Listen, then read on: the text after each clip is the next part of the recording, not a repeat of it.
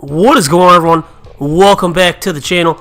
Today we got some Week 17 NFL action for you as our 12-3 Jacksonville Jaguars go on the road to take on the 6-9 Houston Texans.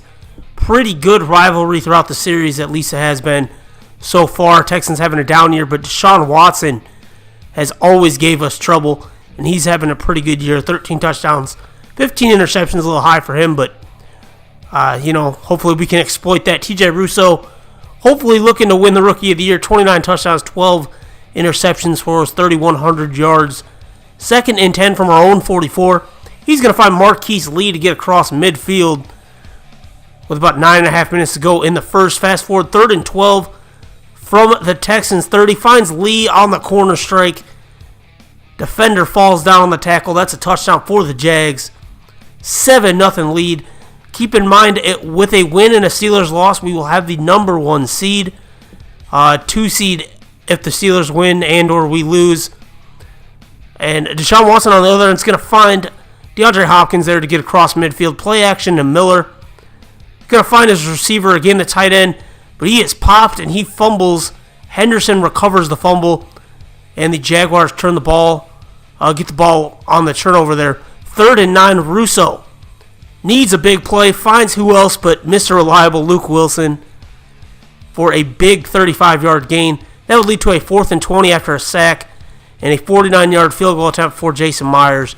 He is good as always. 10-0 lead Jacksonville as we started the second quarter.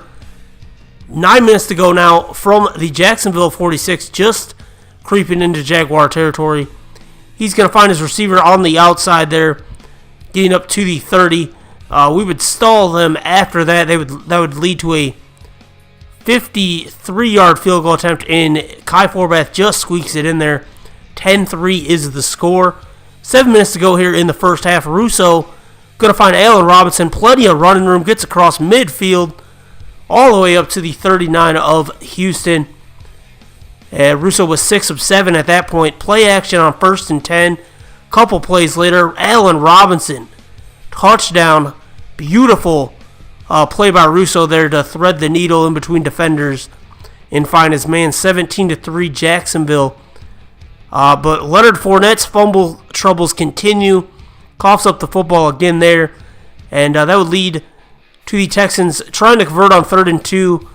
And they do just that, putting them well into field goal range. They would go 3 and out after that. So Forbath on to attempt a 31-yard field goal, and he gets it right on through. 17-6. That would end up being the halftime score. So let's fast forward now to the second half. As you can see there in the bottom of the screen, the Browns are leading the Steelers by 3 at this point. But we're showing you a punt here. We go 3 and out at the start of the second half. But look at rookie Wesley Farmer. Makes a beautiful play to stop the ball at the 1-yard line.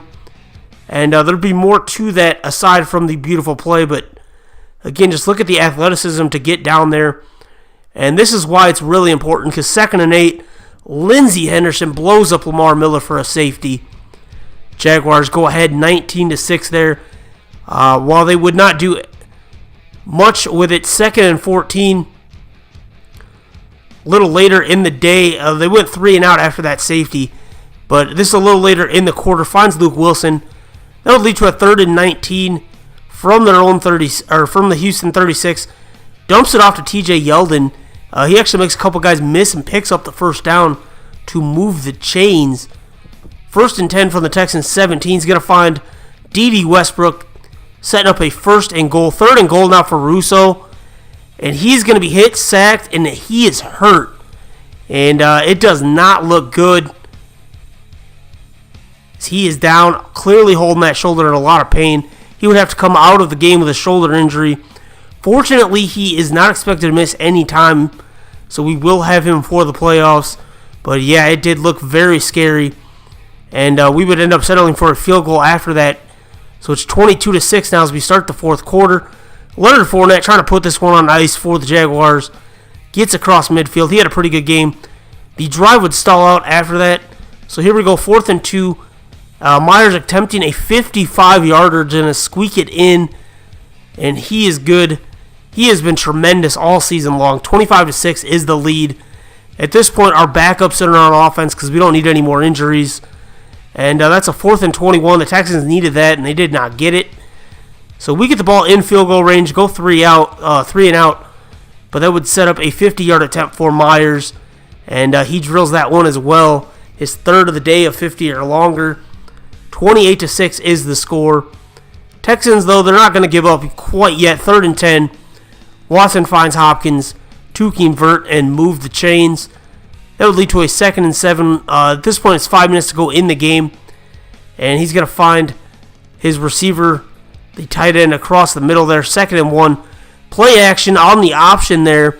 Takes it in himself. Just makes the Jaguars look dumb on that play. But just got to remember scoreboard, I guess. Nonetheless, the Texans needed an onside kick here with 3.5 to go. And they're not going to get it as Rashad Green falls on that. So now 3rd and 8 for the Jaguars, looking to put this thing away. They do convert to Walter Dixon with the backups in there.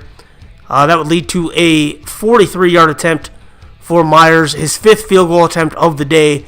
He is 5 for 5 on the day, 31-12.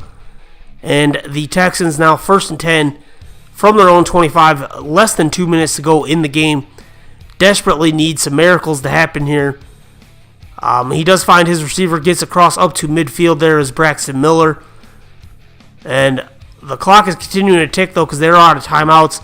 Somehow, some way, Hopkins comes up with that ball in triple coverage. That was a really good play. Got to give it off. Hats off to him on that one. 3rd and 5 now, 45 seconds left to go in the game. This is going to be a huge sack by Malik Jackson to force a 4th and 18. They also had a false start after that. So the game is essentially on the line here. And what do? You knock it down. And that's going to do it. The Jacksonville Jaguars hang on to win this one by a score of 31-12. Finish the season on a 9-game win streak. 31-13. And the Browns did beat the Steelers, so the Jaguars are the number 1 seed. I believe I just said 31-13. I meant to say record of 13-3. I apologize there.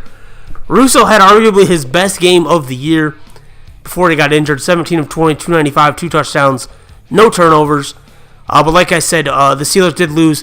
So the Jaguars, we do have the number 1 seed in the playoffs and a first-round bye.